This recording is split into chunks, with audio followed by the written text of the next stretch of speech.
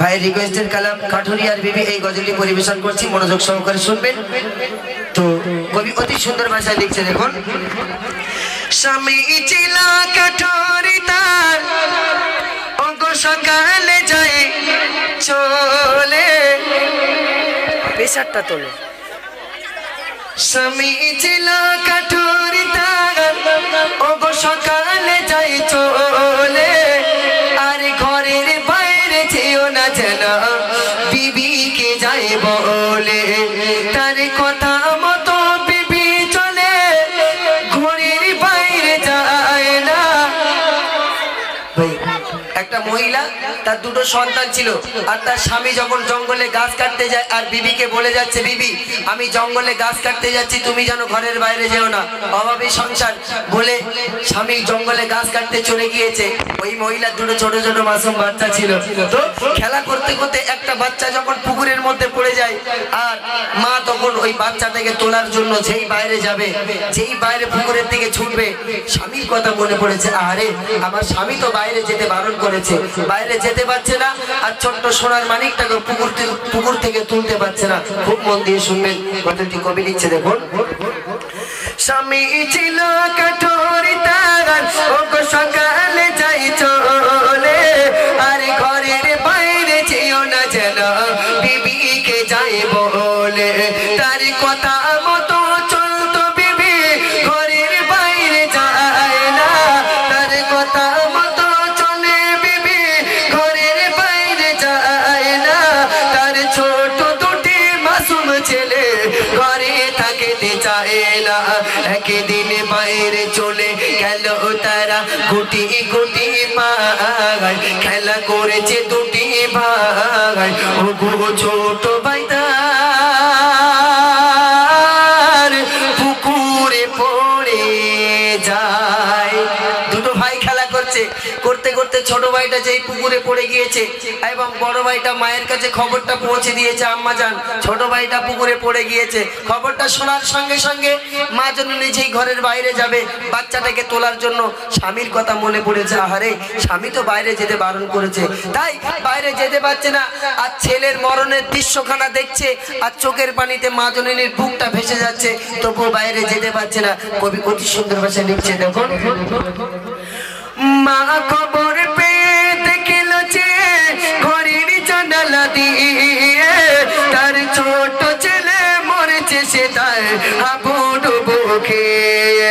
স্বামী তাগার বাইরে যেতে করে গেছে মানা, আর স্বামীর আদেশ না মানিলে রাগ করিবে বায়না। স্বামী বাইরে যেতে বারণ করেছে বলে আল্লাহ পাক নারাজ হয়ে যাবে, বাইরে যেতে পারছে না, আর বাচ্চাটাকে তুলতে পারছে না। আমার এই গোলাপ জাগের ভাইয়েরা, এরা যদি বাজার করতে যায়, আর যারা বিয়ে করেছে এদের ভাবিদেরকে যদি বলে যায়, এই দেখো দিনকাল বিরাট খারাপ, তুমি যেন ঘরের বাইরে যাবো না, বলে ভাইজানেরা বাজার করতে চলে গিয়েছে, আর এই মুহূর্তে যদি একটা শিয়াল এসে ওই ভাবির হাঁস মুরগি বাপ টেনে নিয়ে যায়, ভাবি ঘরে থাকবে বলে মনে হয়? হ্যাঁ, ওই সময় শিয়াল মুরগি নিয়ে যত জোরে দৌড়াবে, আমার ভাবি কোমরে আঁচলটা কায়দা করে গুঁজে ওই শিয়ালের পিছন পিছন দৌড়াবে। ওই মুরগি নিয়ে যত জোরে দৌড়াবে, আমার ভাবিও তত জোরে দৌড়াবে। আমার টোপের থেকে মুরগি নিয়ে যাবা, এই গ্রামে ঝগড়া করে আমার সাথে কেউ পারে না, তুমি মুরগি নিয়ে হজম করবা, তোমার ওই মুরগি কেটে তবে আমি ভাত রান্না করবো। তবে এইদিকে ভাবিরা খুব ভালো ভালো, এরা স্বামীদের পায়ে যদি পায়খানা লেগে থাকে মাথার চুল দিয়ে পরিষ্কার করে দেয়। আপনারা বেঁচে গেছেন, এদিকের ভাবিগুলো খুব ভালো। হ্যাঁ, এদিকের ভাবিগুলো খুব ভালো, স্বামীদের সবসময় খুব সেবা করে। মনোযোগ সহকারে শুনে কবি লিখছে, দেখুন। মা খবর পেয়ে দেখিল যে ঘরের জানালা দিয়ে তার ছোট ছেলে মরেছে, সে তার হাবুডুবু খেয়ে। স্বামী তাগার বাইরে যেতে করে গেছে মানা, আর স্বামীর আদেশ না মানিলে রাগ করিবে বায়না। খোদার ভয়ে স্বামীর কথা ফেলতে পারে না, বাইরে যেতে পারে না, ও গো বাচ্চাটাকে তুলতে পারে না। খোদার ভয় আর স্বামীর আদেশ, বাইরে যেতে পারছে না আর বাচ্চাটাকে পুকুর থেকে তুলতে পারছে না, শুধু বাচ্চার মরণের দৃশ্যখানা দেখছে আর কাঁদছে। মা জননী অসহায় হয়ে নিরুপায় কি করছে, একখানা নামাজের পাটি জমিনের উপরে ফেলে 2 রাকাত নফল নামাজ পড়ে আল্লাহর দরবারে দুটি হাত তুলে দোয়া করছে। কবি লিখছে দেখুন, মা কিছু নাকি করতে পেরে নামাজ পাটি ফেলে, আরে নফল নামাজ পড়ে কাঁদে হাত খানা তুলে। 2 রাকাত নফল নামাজ পড়ে আল্লাহর দরবারে দোয়া করছে।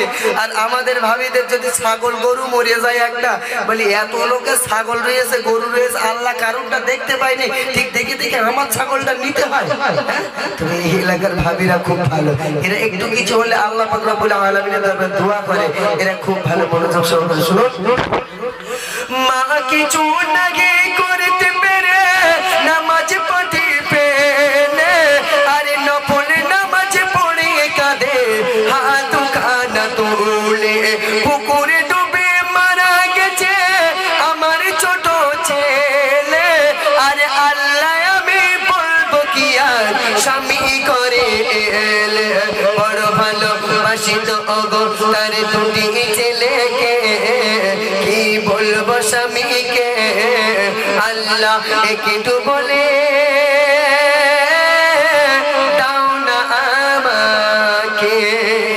আল্লাহ আমার স্বামী যখন ঘরে ফিরবে জিজ্ঞাসা করবে সন্তান দুটো কোথায়, আমি মা কেমন করে বলবো যে তোমার একটা সন্তান মারা গিয়েছে। সারাদিন পরে জঙ্গল থেকে স্বামী কাজ করে ঘরে ফিরেছে, কষ্ট করে ঘরে ফিরেছে, স্বামীর সঙ্গে বলেনি যে একটা সন্তান মারা গিয়েছে, আগে হাসি মুখে স্বামীকে সেবা করে নিচ্ছে। আর আমাদের ভাবিদের যদি রান্না করতে করতে কষ্ট হয়ে যায়, ভাইজানেরা বাজার থেকে বাড়ি এসে যদি একবার ছাড়া 3 বার পানি চায়, কি বলবে? তখন বলবে কি, বলবে তোমার চোখে 40 হয়েছে না 45 হয়েছে, হ্যাঁ কলসিতে পানিতে ঢেলে কিনতে পারছো না। তো এদিকের ভাবিরা এরা একেবারে পানির গ্লাস নিয়ে দরজার ধারে চুপটি মেরে দাঁড়িয়ে থাকে, কেন? ভাইজান বাজার থেকে বাড়ি আসবে, গালে তুলে পানি খাইয়ে দেবে। এরা খুব ভালো। মনোযোগ সহকারে শুনুন, কবি লিখছে দেখুন, সারাদিন পরে ফিরিল ঘরে প্রাণের স্বামী যখন, আর স্বামীর সেবা করেছে বিবি হাসি মুখে তখন। বিবির কাছে স্বামী যখন ছেলের খবর নিল, আর টুকুরে কেঁদে বিবি তখন বলিতে লাগিল। কি বলছে, কাপড় কিনে আনো স্বামী বাজার থেকে, তোমার ছোট ছেলেকে দাফন করতে হবে আজকে তাকে। স্বামী বাজারে চলে যাও, কাফন কিনে আনো, আজকে তোমার ছোট্ট সোনার মানিককে দাফন করতে হবে। স্বামী সেই সময় কান্না ভরা চোখ নিয়ে বিবিকে জিজ্ঞাসা করছে, আমার সেই মরা ছেলেটা, আমার সেই সোনার মানিকটা কোথায় আছে? বিবি তখন বলে দিচ্ছে ওই পুকুরের পানিতে পড়ে আছে। স্বামী পুকুরের দিকে তাকিয়ে দেখছে, অবাক হয়ে গেছে। কেমন? স্বামী বলে ছেলে আমার কখন মারা গেছে, আর বলো আমার মরা ছেলে কোথায় রাখা আছে? বিবি সঙ্গে করে নিয়ে স্বামী পুকুর ধারে গেল, ছেলে ওই পানিতে পড়ে আছে, ইশারায় দেখিয়ে দিল ছেলে ওই পুকুরের পানিতে পড়ে আছে।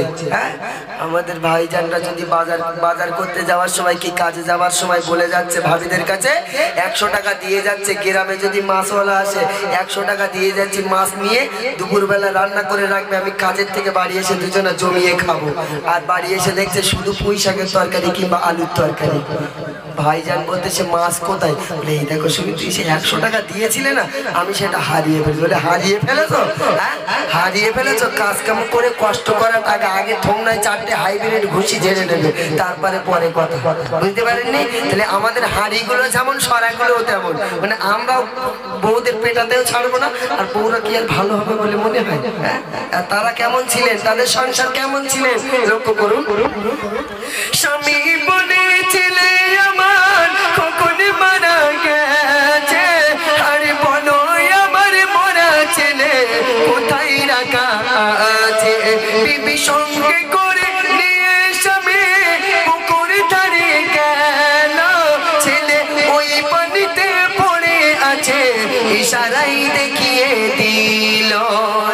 স্বামী পুকুরের দিকে তাকিয়েছে, অবাক হয়ে গেছে। কেমন হতাশে হয়ে দেখল স্বামী সানের ঘাটে বসে, ছেলে ফুল নিয়ে ওই করেছে খেলা আর মিটি মিটি ঘাসে।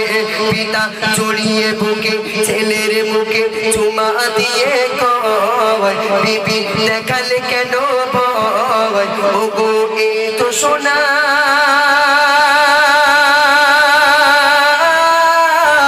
আছে দুনিয়ায়।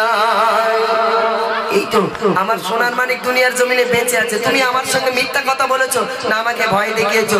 সেই সময় বিবি বলছে, আমার নিজের চোখে দেখা এই সন্তানটা মারা গিয়েছে, কিন্তু কেমন ভাবে জিন্দা হয় আমি মা তো বুঝতে পারছি না। তাই কবি বিশেষ কথাই লিখছে, দেখুন বিবি বলে কি গলা ও মোহনা পানা, আমার মুর্দা ছেলে জিন্দা হলো কি করে বলো না, স্বপ্নে তারে জানিয়ে দিল শোনো মহিলা, তোমার মুর্দা ছেলে বাঁচিয়েছে আমি মাবুদ আল্লাহ। কেন তুমি স্বামীর আদেশ মেনেছিলে, করেছিলে আমার ভয়, তাই আমি দয়াময় দয়া করেছি গো বিপদের সময়। তুমি স্বামীর আদেশ মেনেছিলে, আমি আল্লাহ আমাকে ভয় করেছিলে, তাই এই বিপদের সময় আমি আল্লাহ তোমাকে দয়া করেছি। আর আমাদের দয়া করে না কেন বলেন দিনি? আমাদের ভাবিরা সকালবেলা একবার স্বামীর মাথা চিবিয়ে খাচ্ছে, দুপুর বেলা একবার চিবিয়ে খাচ্ছে, রাত্রে শোবার সময় চিবিয়ে তারপর শোচ্ছে। বুঝতে পারেননি? যে কড়াই মাছ ভেজে খাচ্ছে ওই কড়াই স্বামীর মাথা ভেজে খাচ্ছে। এরা কি আর সহজে জান্নাতে যাবে বলে মনে হয়? এরা কি করে জান্নাতে যাবে আমি বুঝতে পারছি না। কবর ডাকছে একবার, আয় তোদের জন্য লম্বা হাত